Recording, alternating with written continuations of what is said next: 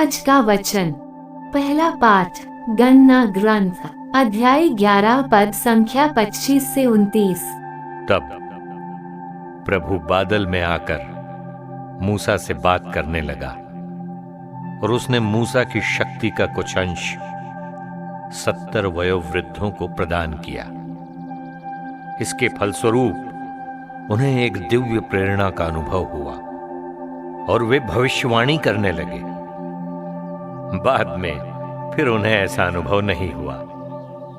2 पुरुष शिविर में रह गए थे।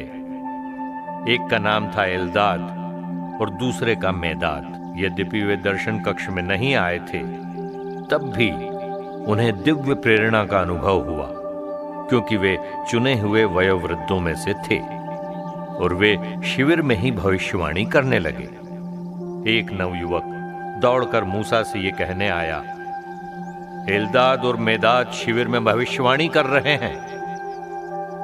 नून के पुत्र यीशुआ ने, जो बचपन में मूसा की सेवा करता था, ये कहकर अनुरोध किया, मूसा गुरुवर, उन्हें रोक दीजिए। इस पर मूसा ने उसे उत्तर दिया,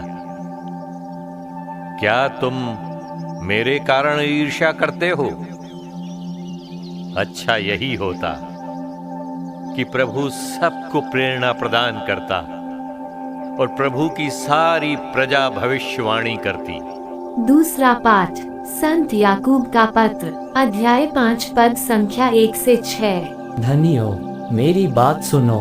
आप लोगों को रोना और विलाप करना चाहिए, क्योंकि आप पर विपत्तियां पड़ने वाली है।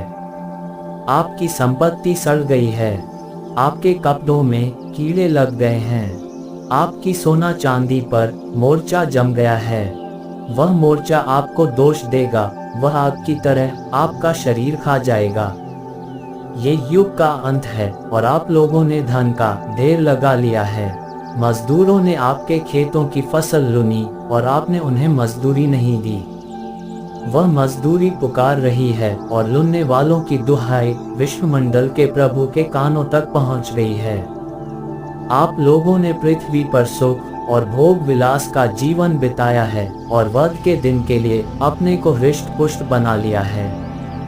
आपने धर्मी को दोषी ठहरा कर मार डाला है और उसने आपका कोई विरोध नहीं किया। यह प्रभु की वाणी है। सुसमाचार संत मार्कुस, अध्याय 9 पद संख्या 38 से 48। योहन ने उनसे कहा, गुरुवर, हमने किसी को आपका नाम लेकर अवधूतों को निकालते देखा और हमने उसे रोकने की चेष्टा की, क्योंकि वो हमारे साथ नहीं चलता। परंतु ईसा ने उत्तर दिया, उसे मत रोको, क्योंकि कोई ऐसा नहीं जो मेरा नाम लेकर चमत्कार दिखाए और बाद में मेरी निंदा करे। जो हमारे विरुद्ध नहीं है, वो हमारे साथ ही है। जो तुम्हें एक प्याला पानी इसलिए पिलाएगा कि तुम मसीह के शिष्य हो, तो मैं तुम्हें विश्वास दिलाता हूं कि वो अपने पुरस्कार से वंचित नहीं रहेगा। जो इन विश्वास करने वाले नन्हों में किसी एक के लिए भी पाप का कारण बनता है, उसके लिए अच्छा यही होता कि उसके गले में चक्की का पाट बांधा जाता और वो समुद्र में फेंक दिया जाता। और यदि तुम्हारा हाथ तुम्हारे लिए पाप का कारण बनता है, तो उसे काट डालो। अच्छा यही है कि तुम लूले होकर ही जीवन में प्रवेश करो, किंतु दोनों हाथों के रहते नरक की न बुझने वाली आग में न डाले जाओ। और यदि तुम्हारा पैर तुम्हारे लिए पाप का कारण बनता है, तो उसे काट डालो।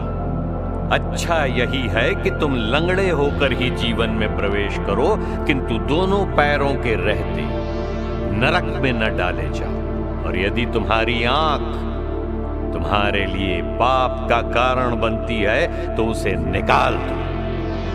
अच्छा यही है कि तुम काने होकर ही ईश्वर के राज्य में प्रवेश करो। किंतु दोनों आंखों के रहते नरक में न डाले जाओ, जहां उन पर पड़ा हुआ कीड़ा नहीं मरता और आग नहीं बुझती। यह प्रभु का पवित्र सुसमाचार है।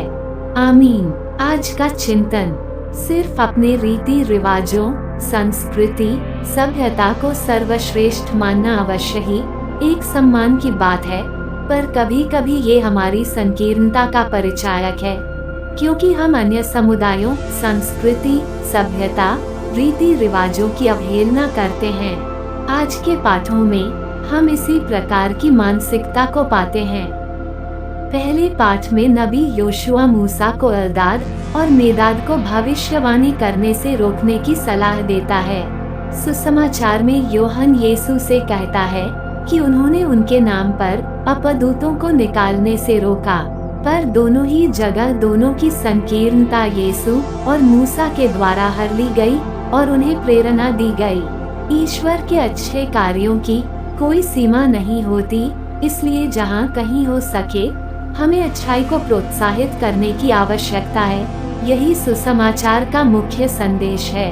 प्राचीन काल में कैथोलिक कलीसिया की सोच थी कि कलीसिया के अलावा कहीं भी मुक्ति नहीं प्राप्त हो सकती, परंतु वेटिकन महासभा के पश्चात पवित्र आत्मा की कृपा से इसने सभी धर्मों में मुक्ति को पाया।